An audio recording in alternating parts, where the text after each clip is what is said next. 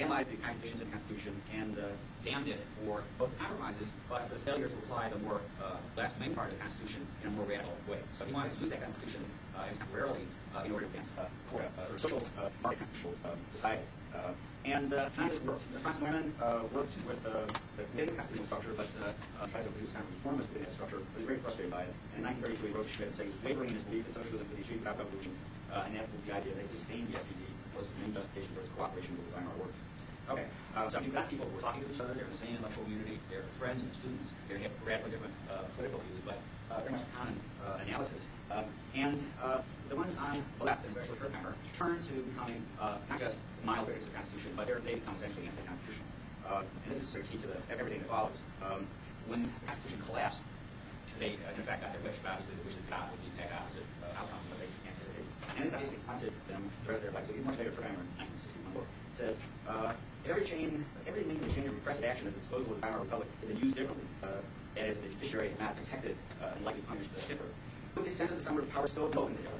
And I was sort of my question. If you had aggressively used what powers were available in the Weimar Republic, could you have prevented Hitler? Now, that was, in fact, the issue that the SPD battled in the law court, Schmidt over, and the chancellor, who was the chancellor before the collapse, Brüning, disagreed with Schmidt about the nature of the constitutional powers to repress these parties, and argued that they didn't have the powers to do that. They couldn't. Schmidt said, well, implicitly, you have that power. The Constitution is not a suicide pact that used the American place. And there are inherent powers of the Constitution for the state to protect itself against these anti-constitutional forces. So you should be pressed. And if you don't, you're going down. Okay, now, the SPD was very problematic. They were caught between communists who were anti-constitutional, revolutionary, real thing communists who were eating into their electoral margin, especially among the young. They were stuck in a situation where they were compromising in order to keep the Weimar Republic afloat, but they didn't really believe in the Weimar Republic. They saw it as a transition to stage socialism, a sort of way station that they had to go through because the times were not propitious for the full achievement of socialism. Neumann, in the hang of this, Fritz Tarnow, says, it seems to me that we're condemned both to be the doctor earnestly seeks a cure, but at the same time we retain the feeling that we're the heirs who prefer to take over the entire capitalist system today rather than tomorrow. In other words, they're stuck in the position of keeping the thing afloat, or, but they much rather take it over, pervade socialism, and so on. And this was, now, the leadership of the SPD realized that if they immediately enacted socialism, if they could get it out of the parliamentary majority to do that, it would be catastrophic. And this is the case all throughout Europe for all of the socialist parties. And Blum said this explicitly, that when he got into power, said, we don't have a mandate to transform society. Blum saw himself as a healer, trying to do social peace and prosperity through something like Roosevelt's New Deal. But what they couldn't say to their supporters was, the idea of socialism is really dead. It's not going to happen. And it's not going to happen very soon. So they tended to be on the path in a way that's kept as much support as they had. They gave up the old socialist ideals. They still debated about the moral morality of being in government in the first place. They weren't full participants in constructing new sort of centrist, center-left politics. That all came after World War II. At this time, they played this kind of double game. One thing their supporters and personally realized something about it. There was a kind of double game. And this back the left and supporters in a very peculiar position. The thing that attracted people to the left was idealism. And their leaders were still feeding that idealism. They weren't realists in the way that they thought about things, but they were realists in the way that they dealt with their parliamentary rivals and so on and so forth. And Blum in particular was very good at making these kinds of compromises. Now, Mandela was a disaster as well, for reasons that we'll come to in a moment. So what Blum understood was, if you tried to bring socialism even through a power, take the Civil War. He said that he knew that. They pointed to his supporters, but he knew it completely. They could see what had happened in Germany, and they could also see what had happened in Austria. Now, Austria was a really interesting case, and it's a case where, in effect, they took Schmidt's bus. But the Austrian doctor was a little bit different. Instead of buying and having they tried to Russia, and they unified the left by including a revolutionary plank at West. Now, this is the famous Minsk program of 1926. Says that if, however, the bourgeoisie were to resist the radical social change which will be the task of the working class in government, by systematically bringing economic life to a standstill, by violent revolt, by conspiracy with counter-revolutionary forces abroad, then the working class would be obliged to break the resistance of the bourgeoisie by the methods of dictatorship.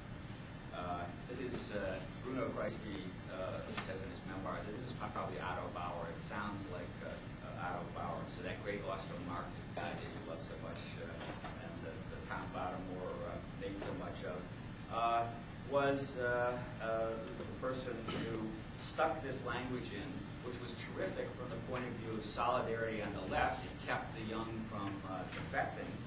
On the other hand, it terrified everybody else and made it almost inevitable that there would be a brutal suppression of this party. Okay, so now both in Weimar Republic and in Austria, there was a very similar kind of parliamentary standoff that led to the collapse of each regime.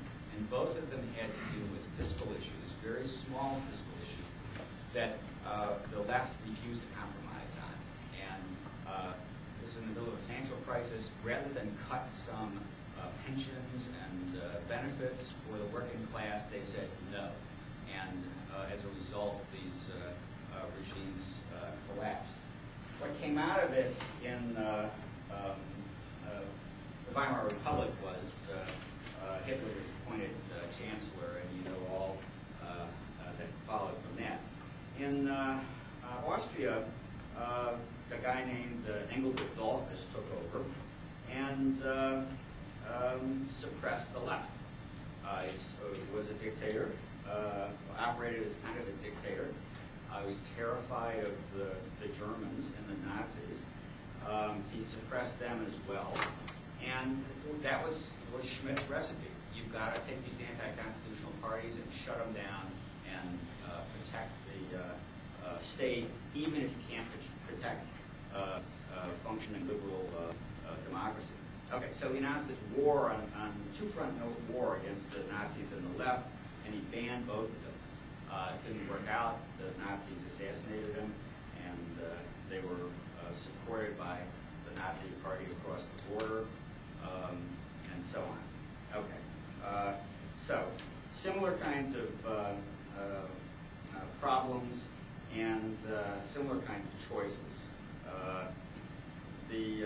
As Neumann says, it's the dilemma of the left at the end of the Weimar Republic. The situation was desperate and called for desperate measures. The Social Democratic Party could choose either the road of political revolution through a united front with the communists under socialist leadership. It wasn't clear that was really possible. Or cooperation with the semi-dictatorships of Brüning, Papen, Schleicher in an attempt to ward off the greater danger, Hitler. There was no other choice. The Social Democratic Party was faced with the most difficult decision in its history. Together with the trade unions, it decided to tolerate the Brüning government when 107 National Socialist deputies entered the Reichstag in September 1930 and made a parliamentary majority impossible for the SPD. Toleration meant neither open support nor open attack. So they sat on their hands, but they compromised. Okay.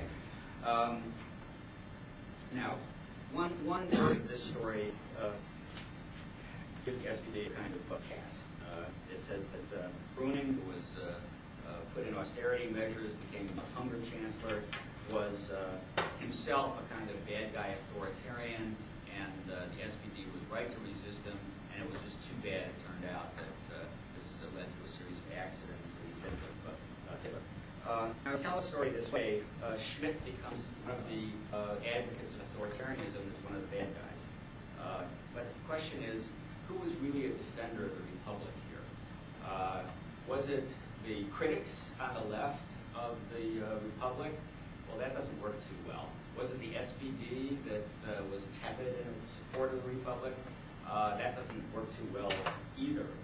It looks as though that Schmidt was prophetic, that he had diagnosed the situation correctly, and these parties simply did what he expected them to do, namely collapse in the face of totalitarianism. And that's certainly what was in the mind of Neumann and Kirchheimer and the rest of the Frankfurt School later when they thought of this period. Okay, so everything turned out as Schmidt predicted. The totalizing party took control. It behaved exactly as it said it would behave by taking over the state, making it into a party state, totalizing party state, absorbing all political energies into itself, and so on and so forth. Now, if you sort of stop the clock in